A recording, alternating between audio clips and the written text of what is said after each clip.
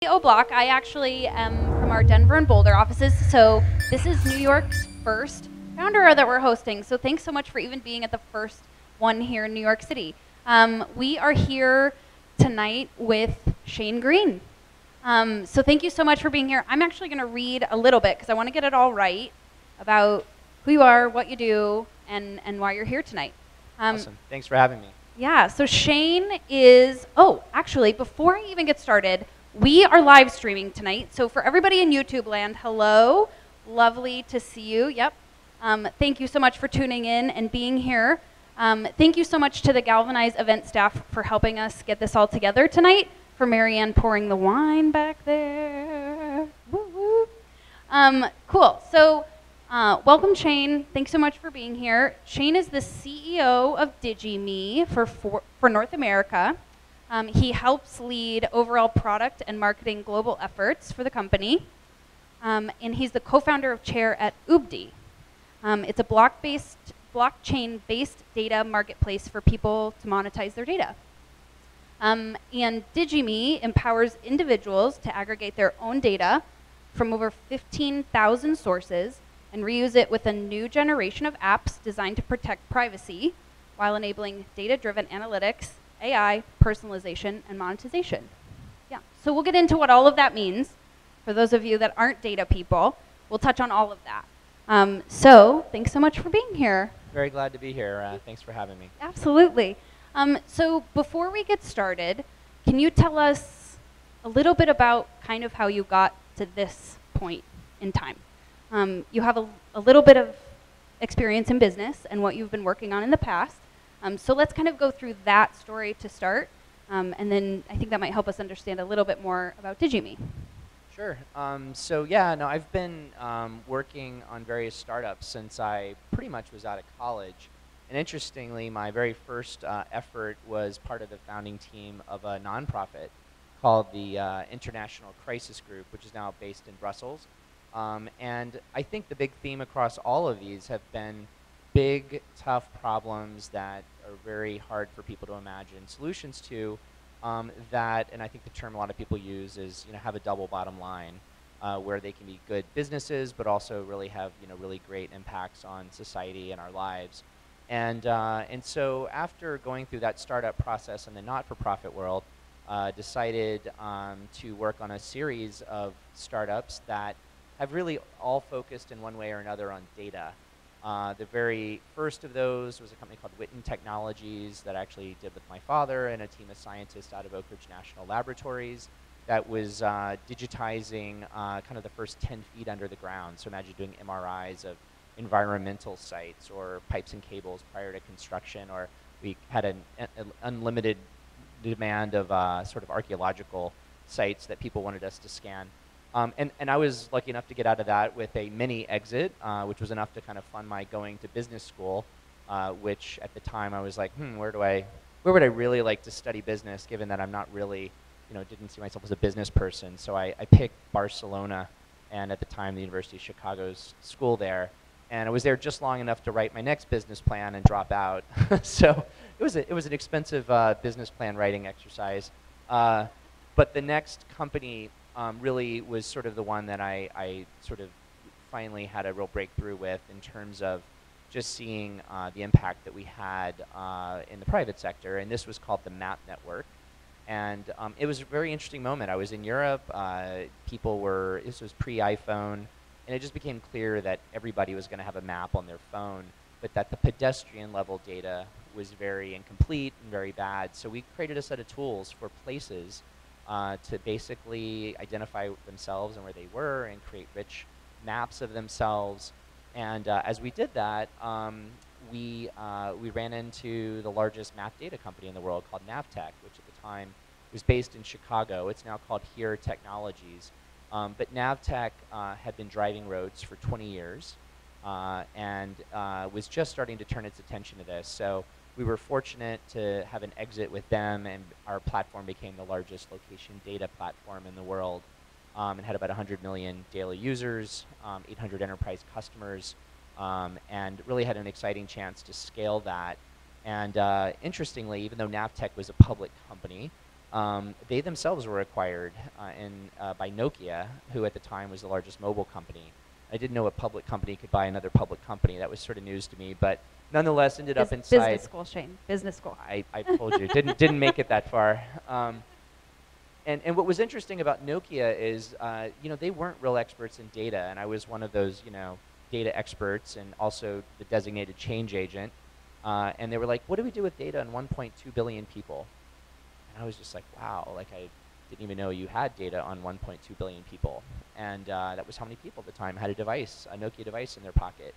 And also interestingly, their offices for this were in former East Berlin, just not so far down the street from the former Stasi headquarters.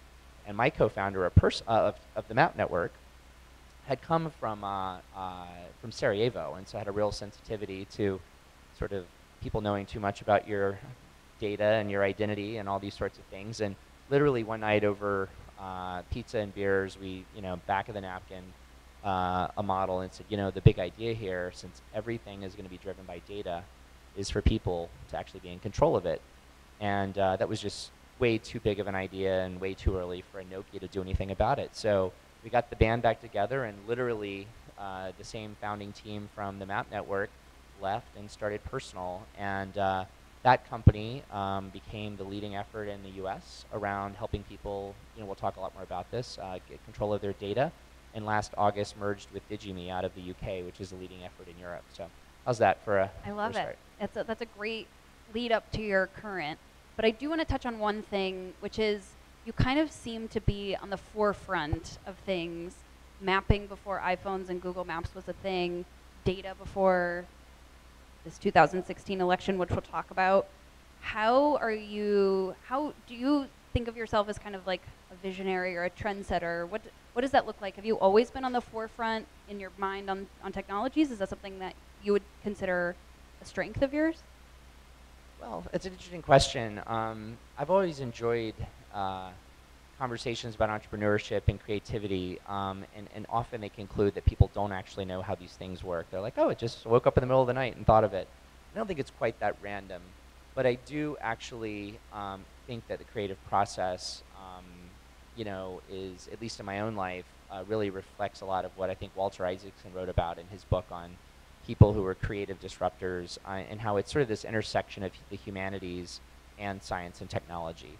And I think people who are, especially at this moment in time, though I think it's been true for quite a while now, 100+ years, people who can kind of take the best of both of those worlds and think of where those things intersect, ideally, 3-5 years in the future, maybe not 10 or 20, but, just out there. I think that's really where I spend my time thinking and talking and debating ideas with people. And over the years, it's funny. When we sold our company to Navtech, I was in a couple of these big all-hands-on-deck corporate meetings, and I'm just talking all about the big strategy and everything we're doing and all of the implementations. Then I would get like the most basic question about it's a particular data model, and I'd be like, I have no idea. And they were like, how do you not know that? We're just a basic question. It's like asking like number 1 or number 2 and this, multiple, it's like they just needed, and I was like, I think if, in fact, the best, compliment someone gave me was someone at ESRI, which was the leading map GIS company at the time. They said, I can tell you don't have a GIS background, because if you did, we would have taught you to do it differently. And I think that's actually, there's a lot to that. And I love just being a contrarian. And I do find myself immediately, personally, dismissing ideas or problems that I don't see a bigger sort of impact on. And you have limited time, and really try to focus on the ones that are hard and tough. So you are in Nokia, and you see this big problem with data, and you see how do we take control of it and give users control over it, or what people are doing with it. So you found this company, Personal, or co-found this company, Personal. What was your strategy in the early days, knowing that it was kind of one step ahead of where we are today? What was your strategy in kind of converting users' mentality around what data looks like, and then subsequently raising money to found that company? Yeah, so it's such a good question. When we were leaving Nokia, I literally, I don't know, had 20, 30 offers to fund whatever business we were doing next, like sight unseen. And I think everyone assumed we were doing the next location-based thing, which is still a thing, right? And I was like, you know, actually, not really that interested in that anymore. We're going to work on this privacy and data thing and how people take control of their data.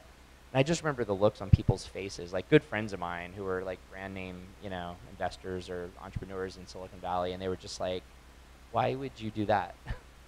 I mean, literally, and some of them probably still think this. And I remember one particularly, someone I kind of considered a mentor. He's like, you're taking a perfectly amazing career and flushing it down the toilet.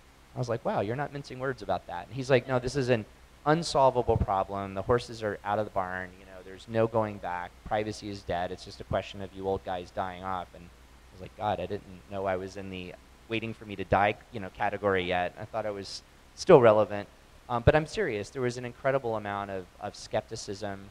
But because of our track record, we were able to attract some really high quality investors who at the time, you know, ranged from Allen and Company here in town to and Esther Dyson, who's just down the street, to Steve Case and Revolution Ventures, GrowTech Ventures, a few others. And our story to all of them was, look, this is a big swing for the fence, and you know, we are not even sure how to architect this thing. The whole idea was, you know, how in this world where everyone's building on platforms designed to track you and designed to, you know, phone home, you know, how do you create this safe, secure place where people can start collecting their data, analyzing it privately, letting app developers build on it who are also respecting your privacy and control of data. And so we asked for patience and support from investors. And what was interesting about that is, you know, I would say we raised about $30 million, and you know, and we really launched all this the efforts in 2010, and you know, over kind of the next 4 or 5 years, tons of support. But the efforts we were making during that time to create consumer apps to get people to start taking these actions weren't really working. I think we had about 75,000 users at our peak, and we were basically realizing that it was very early still, and that the tools were still kind of hard and wonky.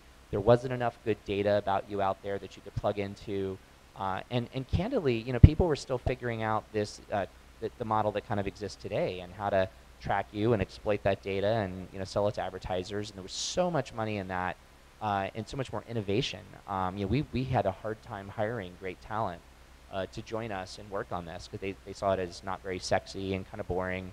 And candidly, a lot of it was infrastructure development. So during that phase, you know, we really, had we not had the track record we had, this wouldn't have happened. And you know, that really still sticks with me to this day. And the one story I would just tie to that is that Navtech, who was the world leader in map data when they bought my last company, had a very similar story. And they ultimately never turned a profit for 17 years. And they only raised about $800 million over that time. And it's not that people won't make an $800 million bet on a big idea, but nobody will give you 17 years to prove that it works anymore. And yet they did become the most valuable, important database in the world for mapping. And so, you know, we were 5 years into it, and we can pick the story up more in a minute on kind of how we ended up working this out. But it was certainly a tough initial slog to even get the funds. So I guess that's the great next question. How did it work out? Digi, you guys merged in August of 2017. How did that relationship come about? And then how did you guys decide that it was a good enough partnership to merge together? You know, so prior to meeting the DigiMe guys, we did get to a point, you know, having invested a lot of our own time and money into this, where we were like, we have to build, you know, some kind of profitable business. And the only thing that our users really told us they liked was the ability to collaborate on sensitive personal data among teams, so in offices or even in families. And we had also at the time had a new investor who was interested in this idea based in Seattle, and had some people at Microsoft doing some due diligence on us. And we had this idea for Team Data, which still exists at teamdata.com, and encourage you to go sign up. It's a great collaborative platform for people to work on kind of task-related data. There was about 2,000 different kinds of task data that you can collaborate in these small teams on. And as we did that, we started to get some traction, and which excited us because we're like, hey, people care. and we started doing that. But folks in Europe, we had completely lost touch with the European landscape during that time. And even though I had been very involved in the early thinking behind GDPR and had led some efforts in Europe on this, we went super heads down on this team data thing. And all of these efforts in Europe, including the DigiMe team, were like, what's Personal doing? Like, this is actually happening now, and they're pivoting away from it. And we really were so close to, the problem of getting our getting users using and paying for the product that we sort of lost sight of that. And so one mutual investor that we had said, hey, you guys should talk. And when I reached out to them, it was just a friendly, hey, I saw you guys like Piero Midyar and the Midyar Network funded them and a few other really big name investors. And I was like, hey, I'd just love to share some ideas with you. And I think they thought I was calling them to like sue them or something, or that I was, looking to be very competitive. And they're like, ooh, what are you trying to talk to us about? And when we finally got together, CEO to CEO, got together and we're finishing each other's sentences, and he was just, and I told him the story. I'm like, hey, we've been at this a lot longer than you guys, and we really needed to figure out a different business model that would work today. And he said, we just have to find a way to take all of the work that you guys have done in the consumer space and take advantage of that. And I don't think in that first meeting we thought it would actually end up being a merger, but very quickly I think he and I came to this understanding that this was one of the biggest problems either of us would work on in our lifetime. And so much of what they were funding to build, we had either already built or had, built components of. And so that that merger, he and I would say within 3 weeks had it all framed. Kid you not, and happy to answer questions on this, another 9 months to bring all the shareholders and different parties along, because everybody, when they hear there's a deal, they're like, ooh, what are we missing? And are we undervalued or overvalued? And who gets this right and that right? And to top it off, we were spinning out the team data product and platform. So anyways, we just kept joking. We're like, this deal is not that important to take 9 months. I think the whole Navtech and Nokia deal took less time.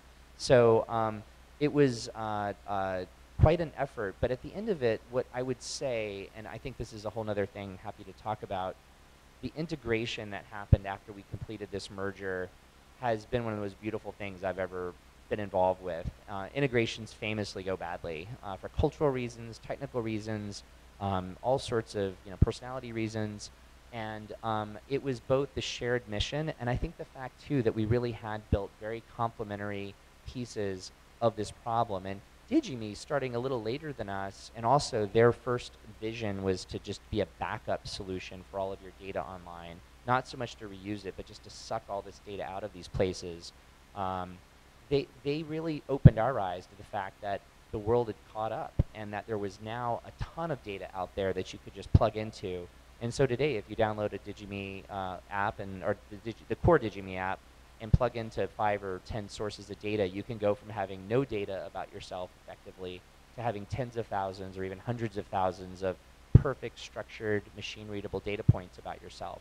And when we really kind of got our mind around that and realized that we had built the platform for developers to build apps on, it was great. So maybe I'm going too deep into that, but integrations are not easy, and we've been very proud. We're just past a year now, and everyone's still there, and everyone still loves each other, and we're growing like crazy. So which is sometimes hard to do for sure in a business. So for all of us that aren't data people, myself included, can you vaguely explain how it works?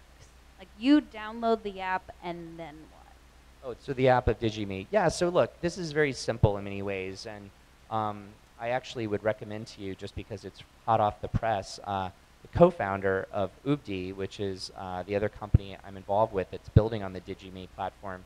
Her name's Dana Budson, and hi Dana, I know you're watching.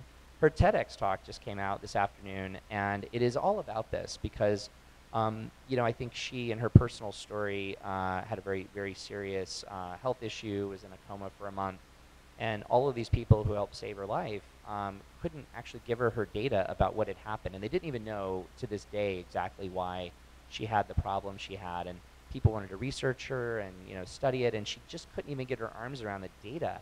And again, these people spent so much time, literally saving her life, but couldn't give her data. And so she was on a mission for that. And I think when you listen to her TEDx, which I couldn't do it justice sitting here. I think what she really kept finding, which is what I found, is that when you say data, people just, deer in headlights. They have really no idea what you mean. They might know, oh, that's a little bit about my behavior online, and I shop on this site and see ads on this other site because of it, things like that. But your data is the story of who you are. It's the story of your life. It's in many ways, when it's analyzed, it's more insightful than you are about your own decision making and biases and how you like to consume information, and just it's profound. And I think in this new world where everything is both creating data and needing to consume data, it's literally the lifeblood of everything that we're going to do in any kind of digital or online way. And so, I think data is just sort of doesn't do it justice. It's really the very essence of who you are and how you think and how you behave. So DigiMe helps you take back control of that data. Take all of that data, Yeah. and have a single place on your mobile device or on your computer where all of that data is organized in a library. And really important to understand that, and this is part of why this was so hard to build, we were the first company to embrace privacy by design principles. And what that means is we don't want to know what data you have. We literally don't hold, touch, or see the data. The intelligence about organizing the data and structuring it, normalizing it, et cetera, cleansing it, is all inside the app. And when you provide your credentials to, it could be Facebook or Twitter, it could be your Garmin or your Fitbit, your Spotify music listening, your financial transactions, your health data, when you provide those credentials, the data comes into your library, and literally no one in the world except you can see it. And so from there, that's really the starting point, where you now have this just the perfect database of you, and it's still a fraction of what's coming, but it's by far the best database of you, and you're then able to completely invert the model and change the game, and have app developers who want access to this great data not only legally agree to your ownership and control of that data, but really have them compete over the value they can provide you while respecting that and respecting your privacy. And so that app ecosystem is what we're building now. And it kind of almost sounds too good to be true, right? In that you kind of have control over your data, which we don't. A lot of us don't currently. No one does, yeah. Yeah. It's not just you, Katie. It's no one. Well, me included. Yeah, absolutely. So are you starting to see traction with this product? Yeah, we're actually seeing entire businesses getting launched on the platform, and it's not just us, by the way. I don't want to just do a sales pitch for DigiMe or the companies that are building on only our platform. There's other companies out there, from Blockstack to Enigma to Cozy, just a bunch that really are committed to this model of a more decentralized world where people are in control of the data, and all of them are in some way, shape, or form trying to enable apps to reuse the data. And if you do believe in data portability, which we do, which is your right to take data out of these systems and then reuse it anywhere you want, it's going to be a very open and decentralized ecosystem. So back to the question on traction, the most exciting thing that I'm experiencing now, and it's pretty cathartic to be candid, is watching app developers come up with ideas that we could have never thought of. One of the apps that's now live came from a couple of doctors who were very focused on diabetics who have a very short window to get tested for retinopathy, when you kind of have a risk of losing some eyesight due to your diabetes. But they need data from a few different devices and combined with your health records to kind of know in this like 6 to 8 week window when you need to get tested. But diabetics only get tested once a year. And so one of the first apps that launched was called Retina Risk. And I'd never even heard of retinopathy. And watching people build an app like that is very exciting, and looking at, again, the impact on people's lives, as well as the money that is going to be saved by doing this more effectively now, is exciting. The far other end of the spectrum, two apps I would talk about that I think anyone can relate to. One is UBDI, which I mentioned, which I'm very directly involved with, which is just going right at the economics of data and saying, look, if we can build a user-controlled, user-owned data marketplace of anonymized trend data. So this is not your personal health records. It's more of what did all of you buy or people like you buy yesterday for lunch, or how much did you spend at Starbucks this week versus last week, or things like this, that the economics of that can start being shared back with individuals. And it's a really big idea, and at the end of the day, it's very motivating for people to see that economic value of their data. But another app that is coming out, I hope next week, we're still waiting on the final approval, is called TFP, which stands for that effing post. And in this case, because you can privately and securely aggregate all of your social posts over the beginning, from the beginning of time, I think it supports Facebook, Instagram, Twitter, Pinterest, and Flickr at the moment. It has a whole machine learning library of potentially offensive or embarrassing words and phrases. And when you bring all this data in, it'll go through your lifetime of posts or comments and literally flag the ones that you may want to remember and either edit, delete if you can, or do something about. And in this, I mean, it literally, when I first saw this, I'm like, who today would look for a job, especially younger people who've grown up doing, I was probably very lucky not to have had a camera on my phone or social media when I was 14. But, a lot of us have, or a lot of people have. And to be able to, instantly scan what could be tens of thousands of posts in 2 or 3 minutes, have those things flagged, is very exciting. And so, that's just another example of an app that I can't imagine. Maybe even if you're running for office or you're the new, famous baseball player, a lot of people with embarrassing social stuff out there. This is, again, just an app that, should exist, but it's impossible today because none of these companies want you to be able to use your data in that way. I love that. So I'm going to move into some more current event questions, and then we're going to open up Q&A for the audience. So if you guys have a burning question that you just want to ask Shane, feel free. Raise your hand. We'll go around.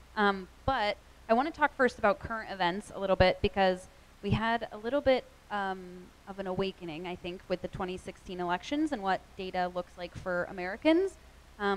But also we had some big movements in Europe with the implementation and launch of GDPR. So I think first, let's start with how is it just fundamentally different that Europe and the US in the ways that Europe looks at data and the US looks at data?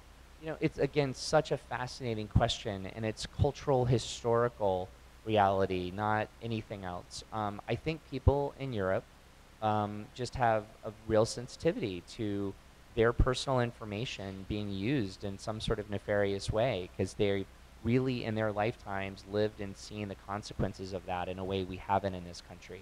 And so what I found, 5-6 years ago, I was leading an effort at the World Economic Forum on data. And, the Americans there, half of them were still defending the current practices. And you're just like, gosh, you can't get out of your way a little bit to think about how this could be abused. Where the Europeans were like, oh my God, this terrifies us. And I was like, wow, that's really interesting. And what I didn't expect, honestly, was how visionary the GDPR regulations were going to actually be. They had been really promoted in the US as like, the anti-everything digital, and that they were going to stifle innovation, take us back 10 years, 20 years in history. And they do address some of the real abuses that are out there by mostly insisting on transparency, which is really, really critical first thing. But if you go in and read them, a third of GDPR is very aspirational, forward-looking regulations around empowering people with their data. And when I first read the draft of it, I was like, I couldn't have written it better. I was just like, no bureaucrats get it this right. Like, this is amazing. And we realized that, we were preaching to the choir when we were having these meetings and these sessions over there. People in Europe just intrinsically knew that people should be in control of their data. And you're now seeing a lot of funding and investment in exactly that. And if you go visit the CEO of any major European company, he or she will know what data portability is, and they will know all about this idea of a personal data locker or a personal data vault. And where in the US, I think we're just kind of jumping to your question on Cambridge Analytica and the Russians weaponizing Facebook and the like. I was getting there, yeah. Are you getting there? Yeah. I knew that's where it was going. That was what it took to start waking people up. I feel like prior to that in the US, again, privacy and control of data was just seen as an annoyance, maybe, you know, in how you got targeted with ads. And it was interesting because people kept talking during a lot of our work on this in the early days about a kind of a digital 9/11, when people would suddenly have this great awakening, and we would think, you know, maybe the Target, you know, breach on the credit cards was it, and you know, none of that stuff really affected people's lives. But the day people were like, what do you mean? Like, now I understand why my crazy aunt kept posting that stuff on Facebook that was not real. And they might have, probably did affect an election and the outcome, regardless of your politics. It's actually quite a bipartisan issue. Nobody wants to have disinformation manipulate them and, you know, have them be targeted based on this super personal data in a way that they don't understand. I think people really woke up to that, and you know, and I think where we are now is in the United States, people are going, okay, you know, check, got the problem. What does the solution look like? Is it possible for the US to model our policy around GDPR? Is GDPR, and GDPR, for all of you that aren't in internet land every day, is the General Data Protection Regulation, and that's policy that Europe has adopted to create transparency around data. So everything down to, if somebody has, a website has collected data on you, you have the ability as a European citizen, even if you don't live in Europe, to say, I want you to take that data off of your site about me. And a company has to go in and do that, or they will be fined. And there's much more, but that's like a big thing that came in the US this year. Well, the short answer is I think we can get there, and I think we should get there. And in fact, you know, given our ability to innovate and finance innovation here, I actually am pretty bullish on what can come in the next 3 to 5 years in the United States. I think we can absolutely not only catch up with Europe on this, but, you know, surpass them. Because at the end of the day, this model, it doesn't mean less data gets used. It actually means more data gets used. It just gets used in a more controlled environment and in a more ethical way. And I think that's going to excite everybody who innovates with data. But I would say about the current efforts, I'm very concerned now. I don't tend to get involved in lobbying or, you know, taking particular political positions, but the recent privacy principles that have been proposed by the U.S. Chamber of Commerce and the Internet Association, separately but very much in lockstep, are some of the most cynical proposals I've ever seen in terms of they sound and look like GDPR, but in every one of the areas that you would say, you know, they mimic GDPR, there's 1 or 2 or 3 of the most painful loopholes that undermine the entire principle. And I think if you look particularly at EFF, the Electronic Frontier Foundation, and some other people who are really watching this closely, there's a real concern that if these proposals get adopted, as they often do in Capitol Hill, that it's actually going to end up entrenching the current, you know, incumbents, that they're going to be the only ones who can afford to meet these regulations, and it's actually going to stifle all of these new, more empowering models that we're all pursuing. So I am actually very concerned about that. And but what's hopeful is, you know, you have the Senator Warners and others on both sides of the aisle who I think are saying, look, this isn't, you know, a partisan issue. This is a question of, you know, our fundamental freedoms and also fair play, right? You know, people should, we have access to our own data. We can decide which apps and services we're going to reward with access to it. And so it's a competition story and a fair competition story at the same time. So as long as we don't rush into this, which I think now you see industry trying to do, or some of the industry associations, as long as we can take our time, I'm actually quite hopeful. And users in the US seem to have heightened concern over it as well. You know, it's at the forefront of some of our minds of how is this looking because of the 2016 elections. What does data actually mean? Is that something that you're seeing working into that policy, or is it simply just politicians doing their amazing politician things? No. I mean, look, you know, nobody wants to be manipulated. Just, you don't. And even though, you know, these politicians, you know, part of their job is to spend and try to get people to do and vote the way they want, I think everyone realizes when they look at the real underlying dynamics of the 2016 elections that, you know, this was wildly out of control. If it had just been Cambridge Analytica with just, you know, the Trump campaign, I think it still would have scared people on both sides. But to see an actor like the Russian government come in and weaponize these platforms and to so purposefully target people. I mean, I don't know if you're familiar with the methodology, because a lot of people didn't get this deep into it. They would literally look across. They would first off try to find, using keywords and various other things, find people who are already susceptible to believing crazy ideas. And some of their first messages would be like, hey, Hillary Clinton, abducted by aliens. And if you reposted that and said, oh my God, like they were like, I have a winner. This is a person who's really vulnerable and susceptible to a much more, nuanced message of Hillary Clinton wants to take your health care away, or Hillary, whatever it might have been. And again, I use that, in terms of, they were literally mimicking both sides. So they were, letting you know that the Democrats were the Republicans were gonna, do whatever bad thing they were gonna do too. They really were just purposefully stirring the pot. And so I really think at this point, people in Washington are scared that, that if this continues in any way, shape, or form, it's going to clearly cut across party lines and affect everything negatively. So the question is it a little too late for the current elections? And I hope not. On the other side of this, other than policy, are the investment dollars. So investment dollars dictate a lot of what businesses do and how they operate.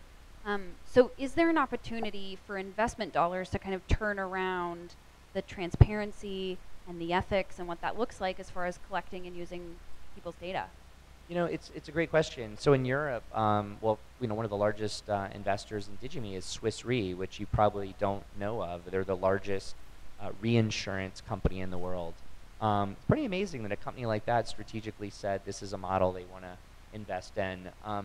Down the street at Union Square Ventures, Fred Wilson, Brad Burnham, and those guys are, having built some of the wrong models previously, are passionate about decentralized platforms and are funding things from, Coinbase to Blockstack. It's not all blockchain and cryptocurrency based, but a lot of it is. CryptoKitties is another one of theirs. And so, I think at early stage, mid stage, and late stage, you're seeing more and more dollars flow in. And again, I think what's exciting for a lot of people is that it's clear now how valuable this data is and what percentages of existing businesses are tied to data.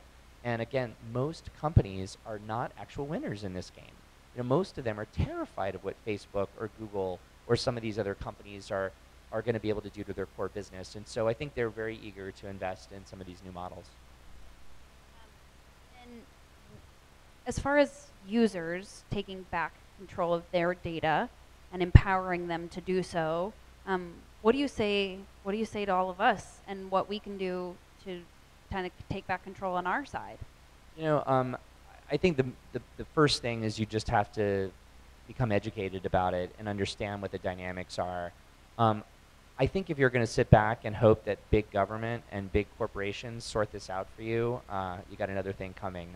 Despite GDPR having gotten it a lot, largely right, at least on paper in Europe, I think this is this getting control of data. The two analogies I like to think of is going all the way back to getting the vote.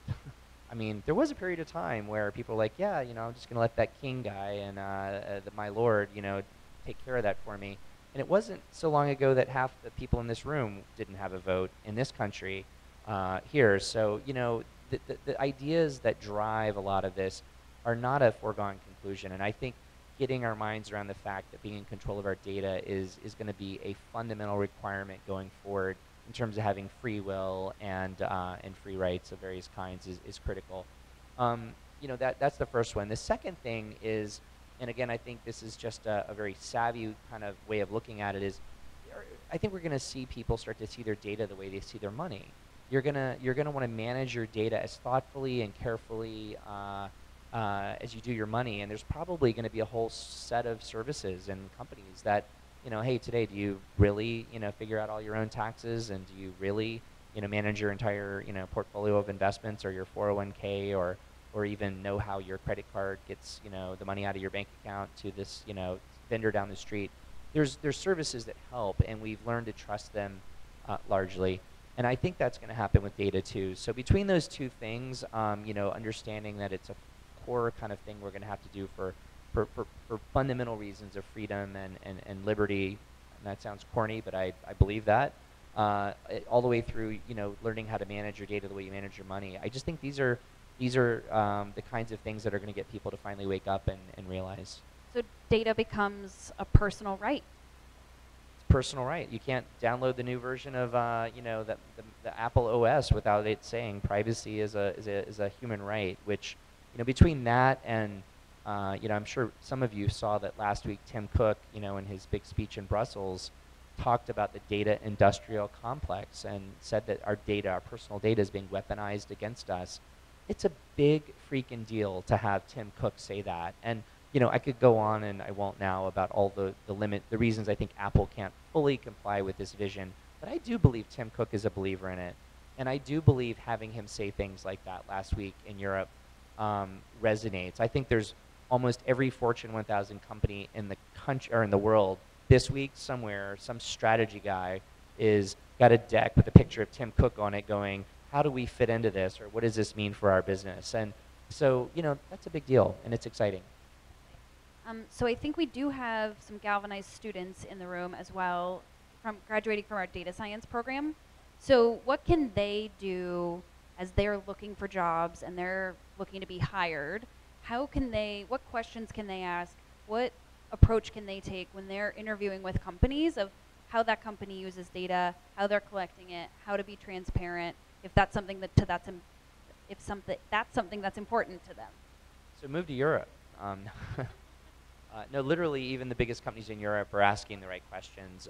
No, the reality is the vast majority of resources today, particularly in the United States, but globally, are going into the existing model, the more big data, big analytics, where, all of that data is just in a big data lake or, warehouse, and you're, analyzing it for various business purposes. And there's a lot of real value there, don't get me wrong. There's a lot of innovation happening that needs to happen. But I would invite them and invite you to actually look at, it takes hours, not even days, to learn how to build on platforms like a DigiMe, and again, there are others out there, to say and ask yourself, gosh, what could I do? What insights could I help a person create? Or what business problem could I solve if I had access to a person's, wearables data, their spending data, their social data?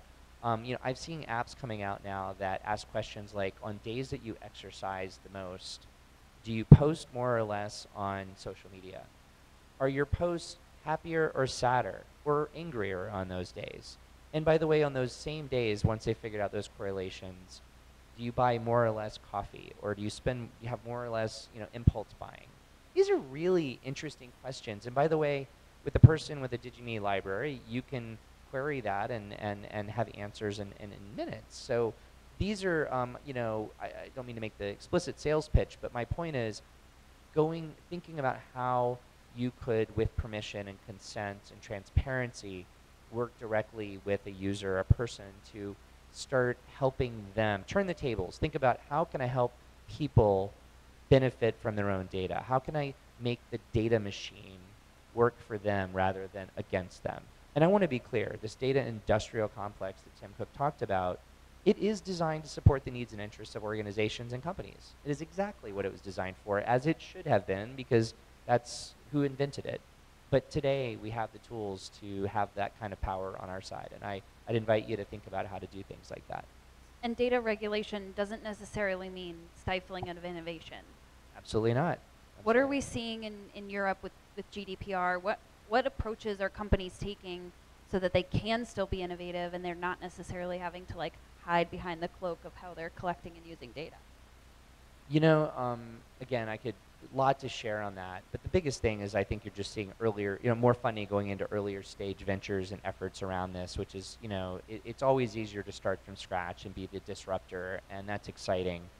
There are a lot of businesses that I think are kind of boxed in right now. I get asked by Fortune 100 CEOs, asking, how do we change? And I scratch my head and I'm like, could you tell Wall Street to chill out for 2 years? And they're like, I can't get them to chill out for 2 weeks. How are you going to, how do I get a 2-year pass? And you've seen a few companies that have gone private for this very reason. They're just like, we can't even, not for this specific reason, but I mean, the pressure of being a public company is so intense. I don't know how they get out of their own way. It's the classic innovator's dilemma. But at least, that innovation is starting to happen, and there's incremental paths. I mean, I do tell people, if you can think 5 years out and how you can transform your business, you can get there.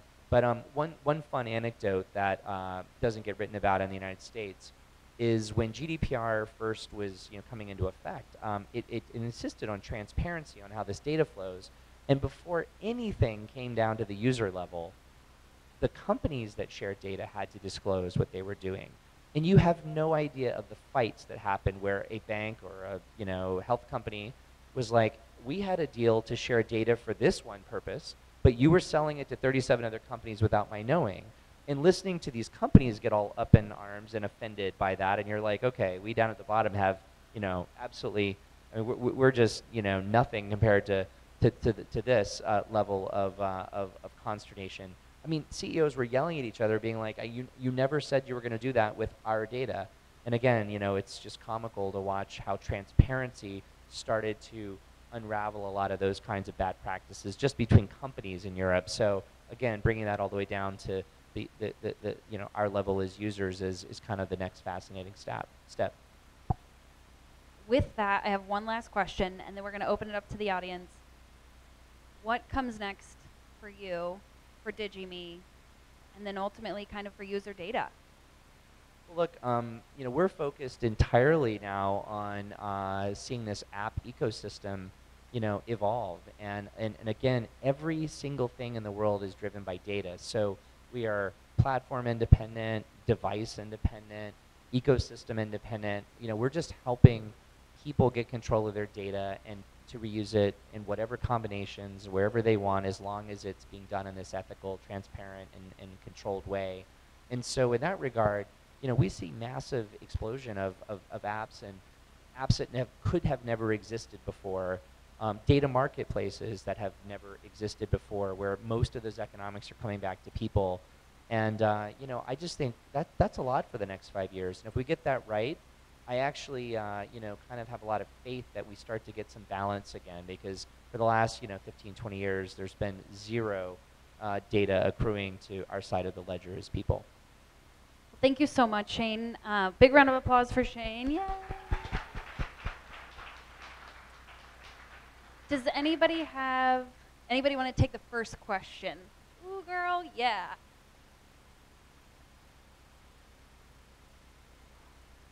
Hi. Oh, so I have a question about, so how do you know, like, that how can your data be, like, protected if, like, people are always taking screenshots of, like, truly everything?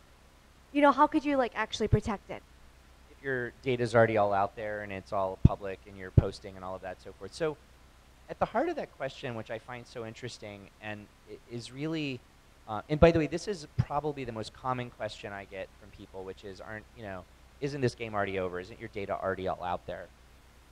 First, none of your data is out there and combined in the way that you can combine it. And the ability to combine data sets, to bring your health data together with your social data, and all of that is such a powerful thing. And second, data is always changing. Maybe your birth date's not changing or your height's not changing, maybe not for a while anyways.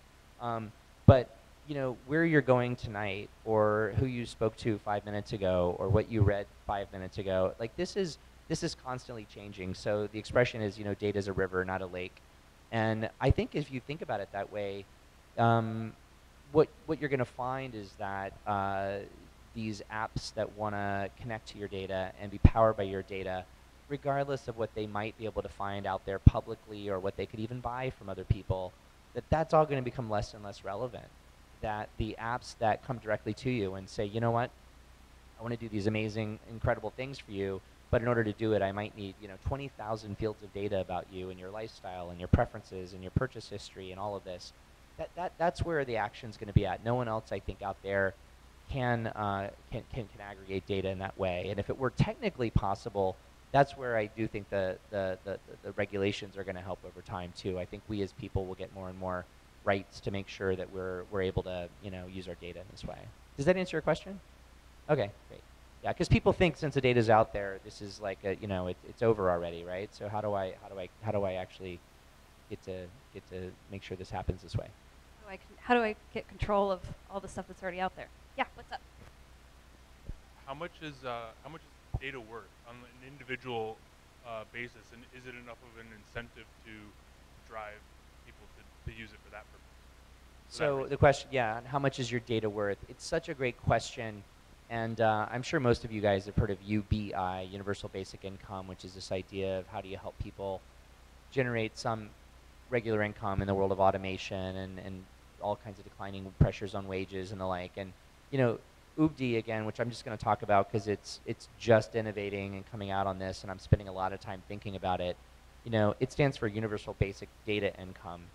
And I think the thinking there is that over the next 3 to 5 years, you can see annual income to people well north of $1,000.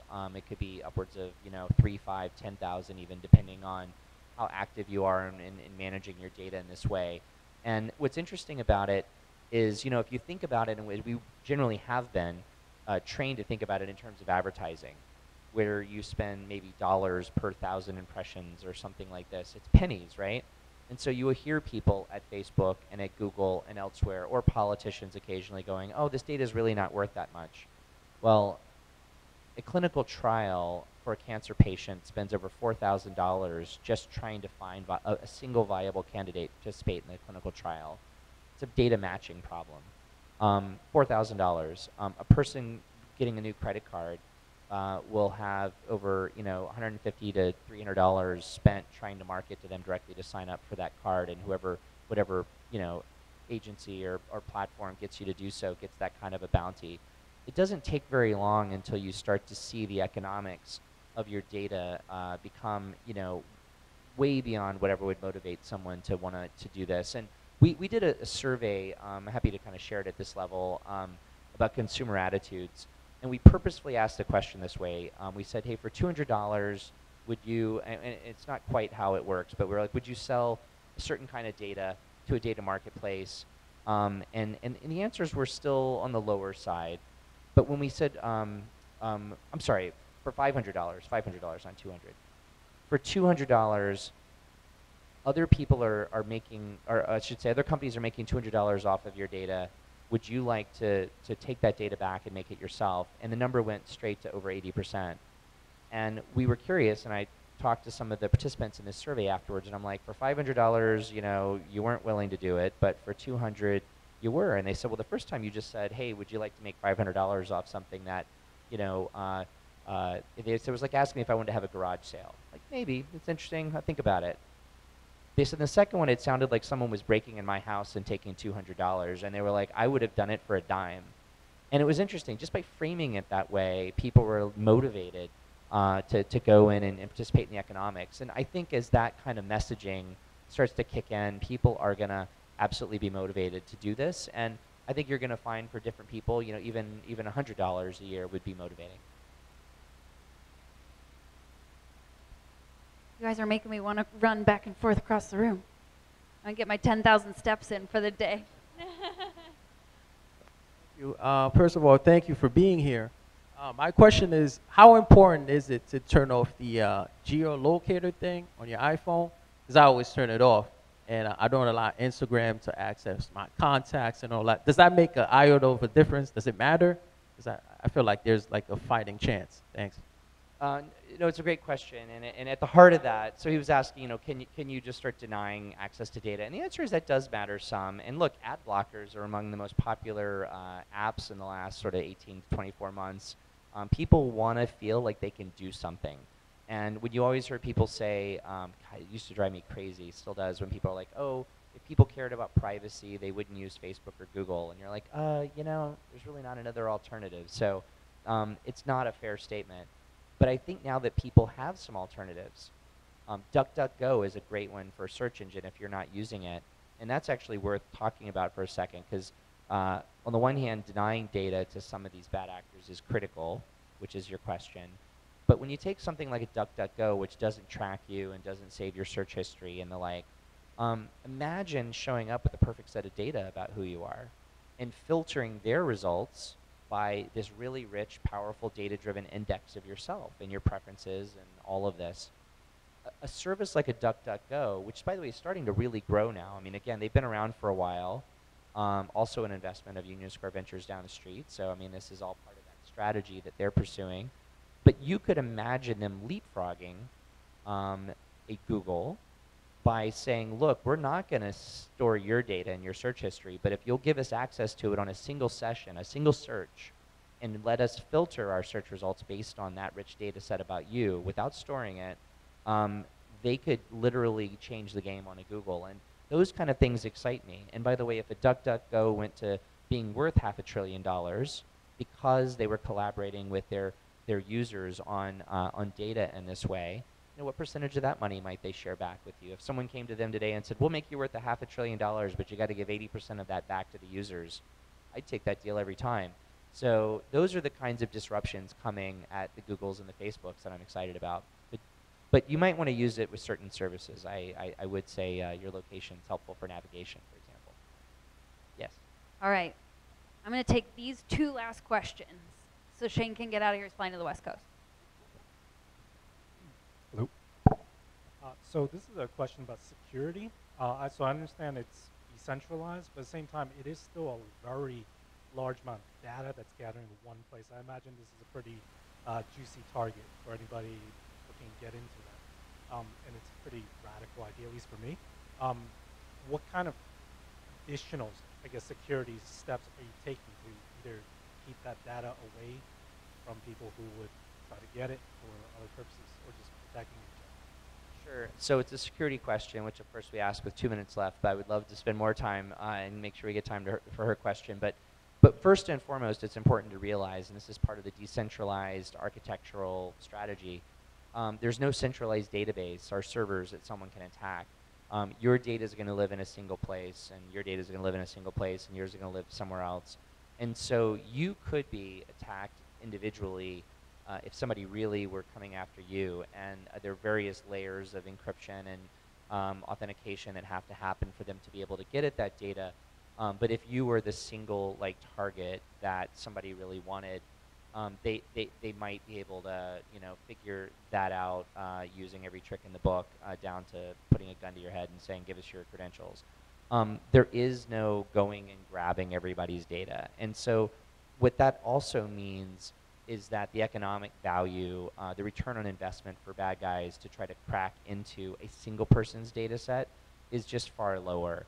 And so changing the economics in that way is going to be pretty exciting and profound. Now, if you're Bill Gates or Elon Musk, people might really be gunning for you, and I could talk offline if you want about the things people like that do to further protect themselves, because it's a big deal, to do that. But even if you were to have all of your data published on the web tomorrow, all of it, the apps that want access to that data in order to provide you a very personalized service or to have their AI get trained by it are not going to be able to use that data because they're not going to have your consent or permission.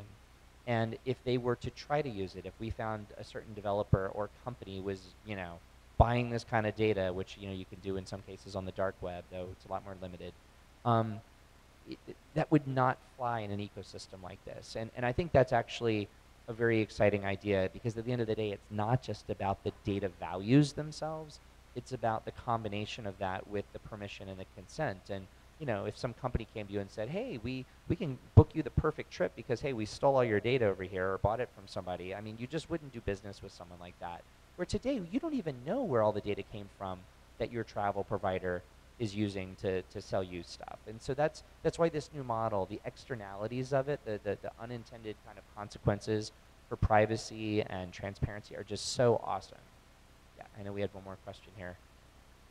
I'm so sorry, I'm between you and your flight. No big deal. Not yeah, at all, not at all, please. So I literally wrote down the line that you said. It said, what business problem could I solve off of digi.me? And to me, that sounded like it assumes conscious leadership, that the people that are going to be building apps off of that platform have to think that way and kind of value that.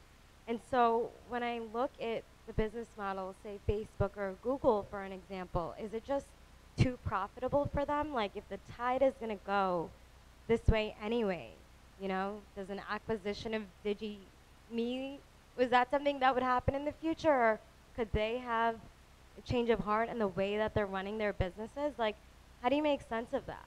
Yeah, No, it's literally, and I think the first time we raised money, people were like, what if, Facebook or Google decide to just adopt your model?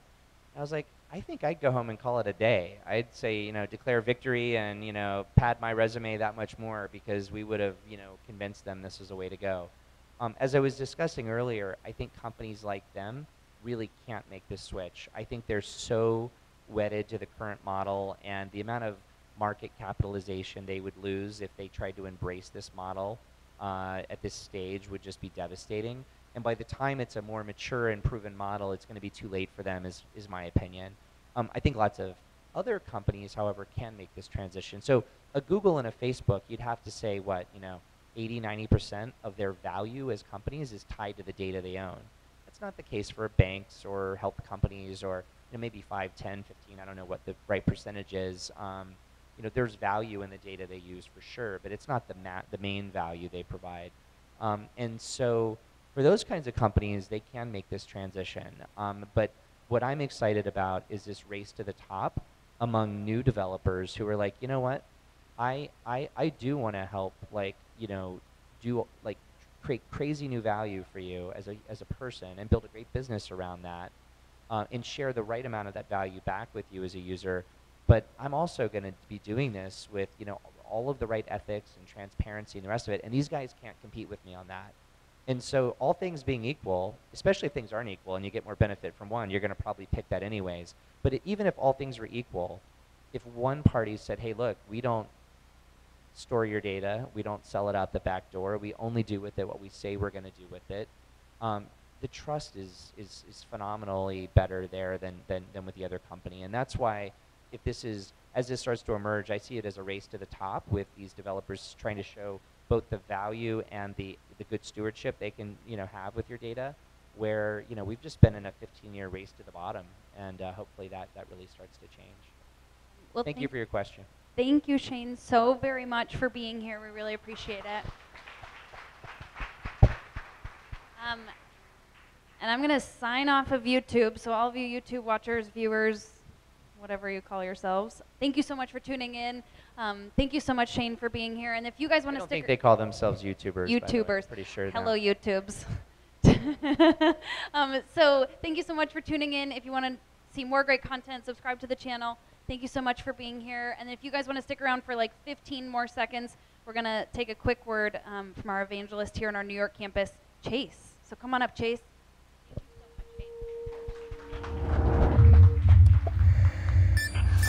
Thanks, Katie.